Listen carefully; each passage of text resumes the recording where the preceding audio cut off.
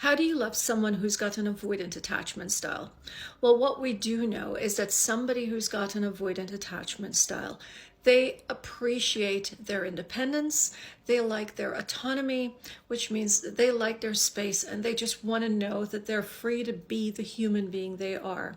They want to do what they want to do. However, they want to be in relationships, especially someone who's got a fearful avoidant attachment style. They want a connection, but they don't want to lose who they are. Somebody who's got a dismissive avoidant attachment style, well, they don't necessarily think that being in a relationship is something that they need. It would be something nice to have, but they're very, very comfortable being alone. So let's focus a little bit more on the fearful avoidant, or what's better known as the disorganized avoidant. This is someone who wants connection, but they are afraid of getting too close. So how do you love that person? You allow them to be themselves. Appreciate that you too may not like feeling controlled.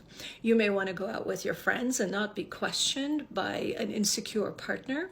You may want to hang out with family members, but you don't want to feel as though you have to check in and validate your partner's insecurities. Let them know that, hey, I'm still thinking about you, while your focus should be on being with your family members or being with your friends or just doing something that you love. So give them space and let them know that they're safe to go out and hang out with their friends. Encourage them to go out with their friends and their family and hang out. Try not to message or text them in any way, to check up on them, to even say, I hope you're having a great time when they're out. Because when you do that, what it signals to them is a need, or perhaps this feeling that they have to respond, and if they don't respond, they're going to get in trouble. And this may not be something that happened in your relationship that makes them feel like they are going to get in trouble.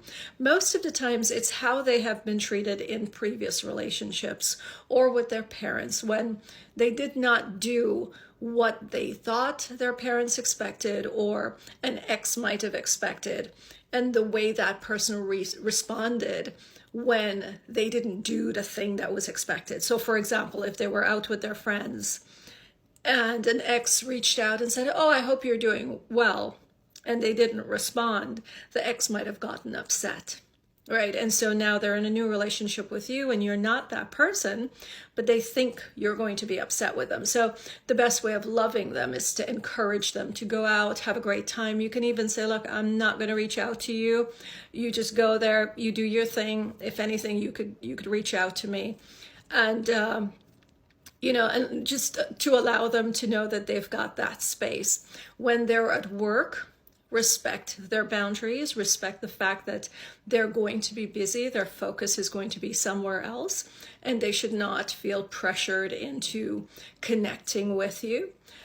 If you feel like, you need them to reach out to you, then that's some healing that you want to work on. I know a lot of times people will say, oh, it's not difficult to send a text message. When we're talking about someone who's got an avoidant attachment style, it is a difficult thing for them to do. It takes a long time for their focus to move from the project that they're doing at work to send that text message. And then they've got to take a good 15 minutes to half an hour to bring their mind back to that project. And remember, people's their work, their careers are incredibly important. It's how we pay the bills.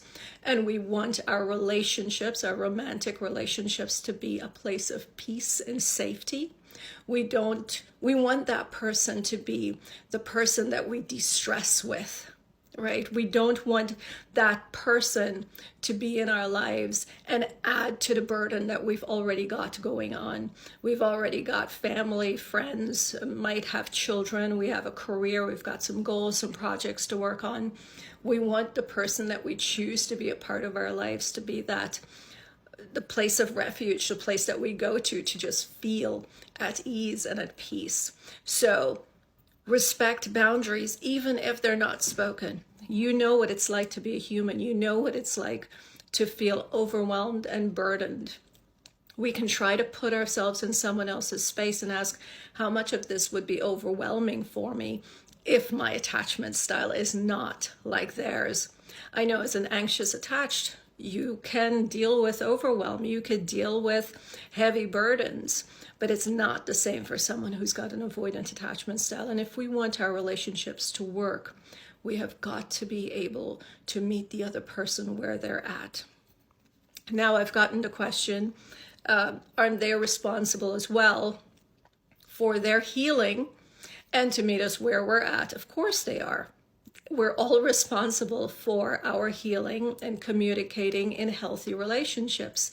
However, not everyone's there, and we can't force them to get there. So my advice to you, if you want to be in this relationship, is to learn about your partner's attachment style and ask yourself, can I adjust? Can I work on my healing and self-soothe and give myself the validation that I might be asking them for? Or do I need to leave this relationship because it's just too strenuous on my emotional well-being, and give myself some space from relationships to work on myself? But in order to love an avoidant attached partner, you want to respect their need for independence and autonomy. You want to respect their boundaries even when they're not spoken. You want to give them space, and you want to let them know that you're there in the event they need to talk to you. Allow them a lot of space, and I promise you, if you give them enough space, they will come to you. I hope this helps.